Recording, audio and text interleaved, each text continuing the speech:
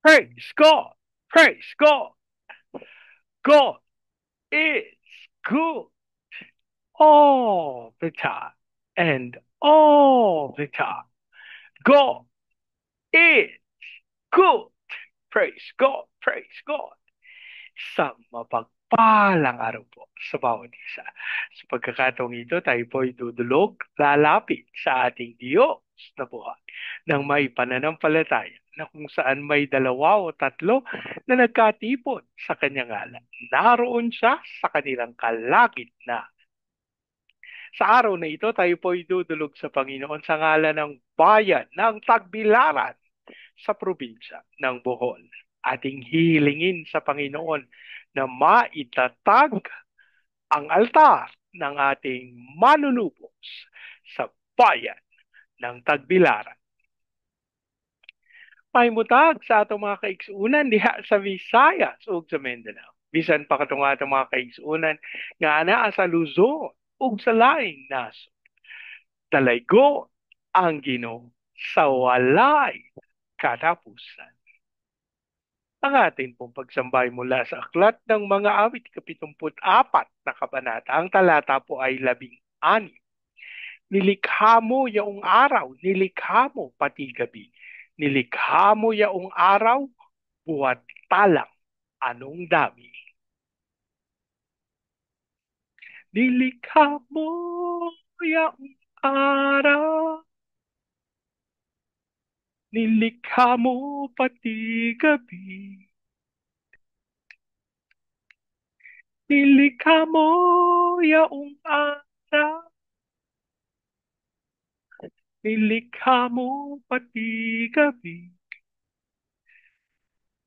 Nilikha mo yaong araw, huwat talang anong dami.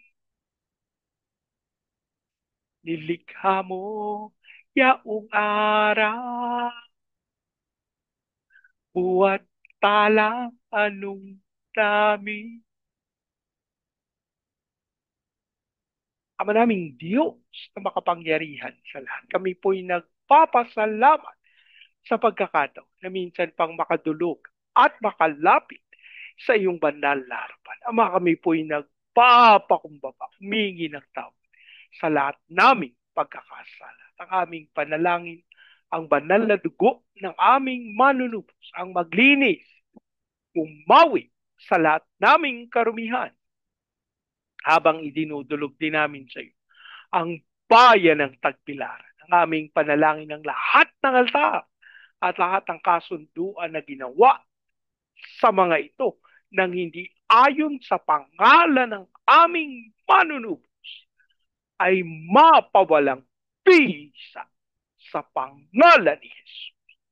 At ang aming hiling sa pangunguna ng inyong Santong Espiritu, maitatag ang altar ng aming Panginoong Yeso Kristo sa bayan ng Tagbilaran. Maraming salamat sa aming pag-asa. Tinugon nyo at tinanggap namin ang aming panalangin sa pangalan ng aming Panginoong Yesus. Amen. Amen. Amen. Amen. Amen. Amen. Amen. Praise God. Praise God. Ang atin pong pagbubulay ay mula sa Aklat ng Genesis, ika-27 kabanata, mula unang talata hanggang ika-4. Si Isaac ay matanda na at halos hindi na makakita. Kaya pinatawag niya si Esau, ang anak niyang panganay. Sinabi niya rito, "Anak, matanda na ako at malapit nang mamatay. Pumunta ka sa parang at mangaso. Ihuli mo ako ng hayop at lutuin ang potahing gusto ko. Pagkakain ko'y igagawad ko sa iyo ang aking basbas bago ako mamatay." Ang Diyos po ang magpala ng kanyang buhay at makapangyarihang salita. Ang bahagi pong ito ng banal na kasulatan ay tumutukoy sa pagkakaloob ni Nunong Isaac ng pagpapala sa kanyang panganay. Ano po? Ipinatawag niya dahil sabi niya, matanda na ako. No? Sabi niya kay Isaw, malapit na akong mamatay. Ang kanyang request, mangaso ka, ihuli mo ako ng hayop at lutuin ang putahing gusto ko. Alam niyo po, isang katotohanan na hindi tayo magbibigay ng ayaw nung pagbibigyan natin. Kaya alam niyo po sa Thailand, excuse me po, meron pong isang kakatuwang kaisipan, kakatuwang gawi ang hari ng Thailand nung unang panahon. Kapag meron siyang ayaw, meron siyang kahit sino, ano niya, general niya, opisyal niya, ano po, na mataas ang katungkulan, pero gusto niyang pahirapan, re-regaluhan niya. Sasabihin natin, no? Ha? Parang, di ba, no? Galit nga siya, pero re-regaluhan niya. Pero, ano ba ang kanyang ireregalo? Ang kanyang ireregalo ay ang itinuturing ng Thailand na Diyos, puting elepante. Albino sa ibang salita. Ano po yung tawag sa isang white elephant. Pero, ang elepante po sa Thailand na gagawa nilang makatulong, makatuwang sa mga lalo na sa bundok, ano po, na nagbababa ng mga troso, kasi siyempre malalakas yung mga elepante, ano, yan yung umihila ng mga troso galing sa bundok, pababa, ang mga elepante ang nagbababa. Pero, kapag ang elepante mo ay puti o white elephant, albino, nako'y tinuturing nilang banal ang elepanteng yan. Kaya, hindi pagtatrabahuhin. Aalagaan mo, pakakainin mo, pagsisilbihan mo. Kaya, imbis na matuwa ka dahil niregaluhan ka ng hari, disgrasya pala yung iniregalo sa'yo.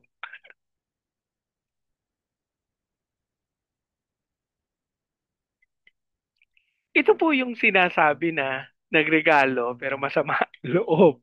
Ano? Pero kung merong halimbawa po birthday, naalala ko yung sinasabi sa birthday na may mga kumakanta daw sa birthday, sasabihin, ito yung favorite song ko. Sandali, sino may birthday? Di ba? Kung sino yung may birthday, ano yung favorite song ng may birthday, yun yung kakantahin mo, di ba? Kasi to recognize, to give joy dun sa may birthday. Bakit naman puro pagbibigay, pagre-regalo yan sinasabi mo, Bernie? Kasi po yun yung ginawa ni Isaac kay Isa. Nanghingi siya in exchange of what he is going to give, pagpapalain kita, igagawad ko sa iyo ang aking basbas bago ako mamatay. Pero, ipagluto mo ako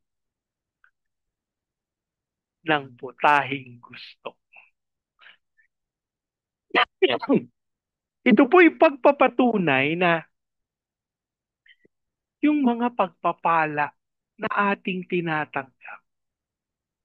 Maaaring hindi tayo karapat-dapat para sa mga ito.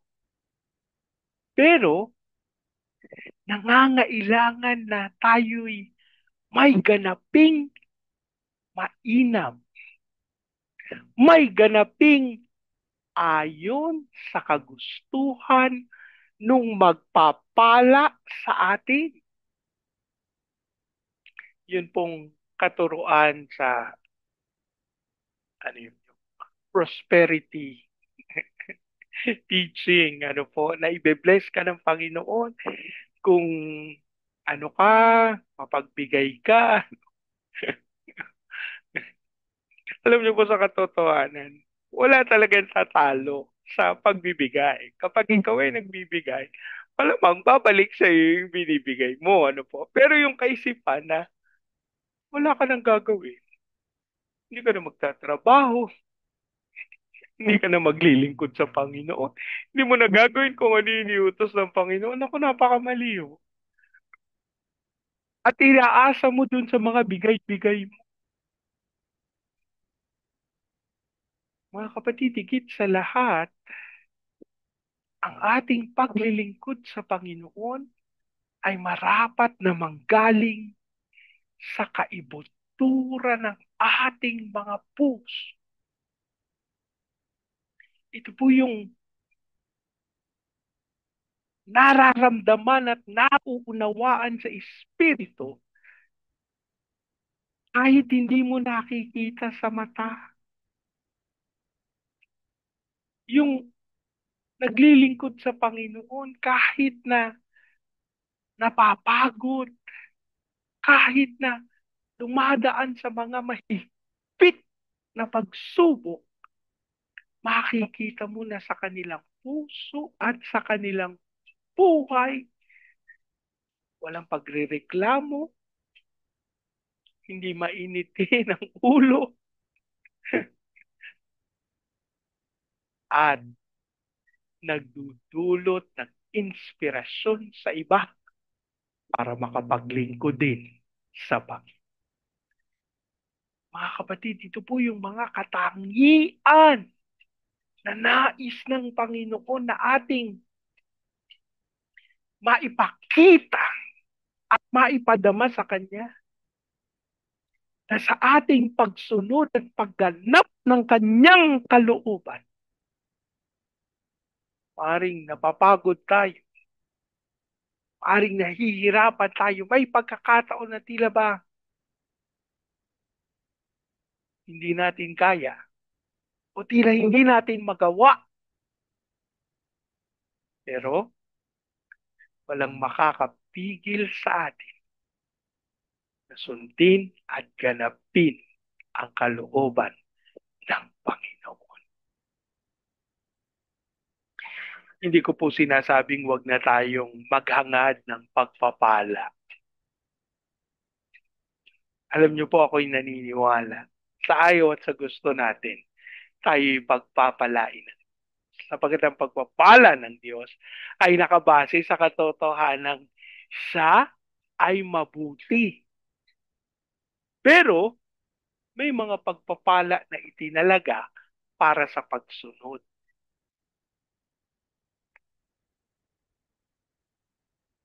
Ito po yung sinasabi ko na, di ba ang sabi ng salita ng Diyos, ang magtiis hanggang wakas. May nakahanda na pagpapala at biyaya sa kanila. Ibig sabihin, may gagawin ka na pagtitiis. May isasakripisyo ka. Pero ang lahat ng ito ay marapat ayon sa kalooban at utos ng ating Panginoon. Manalangin. Ama naming Diyos na makapangyarihan sa lahat, kami po'y nagpapasalamat sa inyong salita na patuloy na kumakalinga sa amin. Marami pong salamat sa kaliwanagan na iyong ipinagkaloob upang tunay kami makalakad at makaganap ng iyong dakilang kaloob. Kami po may nagpapakumbaba, humingi ng tao sa lahat naming pagkakasala. At ang aming panalangin, ito po ang patuloy na kumilos sa aming mga buhay. Ama, linisin mo ang aming puso, ang aming kaisipan sa lahat ng mga bagay na hindi ayon sa katwiran at katotohanan, lalo na yung mga bagay na may kinalaman sa pagpapala, sa pagtanggap ng biyaya galing sa iyo. Panginoon, pawiin mo yung mga maling pagnanais para sa mga material na bagay. Ang aming kahilingan, maituon ang aming mga puso sa pagsunod at pagganap ng iyong dakilang kalooban. Amay, dinudulog din po namin sa inyo ang bayan ng Tagbilaran. Aming panalangin, ang katawan ng aming Panginoong Heso Kristo ay mapag-isa, magkaroon ng patawaran, magkaroon ng pagmamahal, magkaroon ng unawaan, maging dahilan upang maitatag ang altar ng aming Panginoong Heso Kristo sa bayan ng Tagbilaran. At kami po'y nananalig sa pangunguna ng Santong Espiritu. The fire of revival will fall upon Tagbilaran. Kaya mong dumalo ito sa Baguio City, Cagayan de Oro, Legazpi, Lipa, Manila, Pampanga, Pateros. Kilusan mo mga bayang ito, maganap ang dakilang kalooban. As we also declare your blessing, at hayaan mong dumaloy sa buong Luzon, Visayas at Mindanao. Lord, maganap namin yung tawag mo sa amin to be the launching pad of the gospel, to be a missionary, sending country, and to be the America of Asia in the height of its glory. Dasal din po namin yung pagkilos mo sa aming President Marcos, Vice President Duterte, sa Senado, Kongreso, Judiciary, Military, Police, local government. We declare the fear of the Lord na maghari sa aming gobyerno. Hiling namin na kilalanin kabilang Diyos at tunay na tagapagligtas. As we also pray sa aming mga misyonary sa iba't ibang panig ng daigdig, ikaw po, Panginoon, ang magkaloob ng lahat nilang pangangailangan upang kanilang matupad ang iyong dakilang kaloob. As we also pray sa aming mga OFW na tinawag bilang overseas Filipino witnesses. Lord, we just claim, we just believe that you will empower them and truly maganap sa kanila yung tawag mo as overseas Filipino witnesses. Hayaan mo sila'y makasaksi at tunay na masunod ang iyong dakilang kalooban. As we also pray, Panginoon, sa aming mga bansa na tutunguhin upang manalang at idulog at ilapit sa iyo.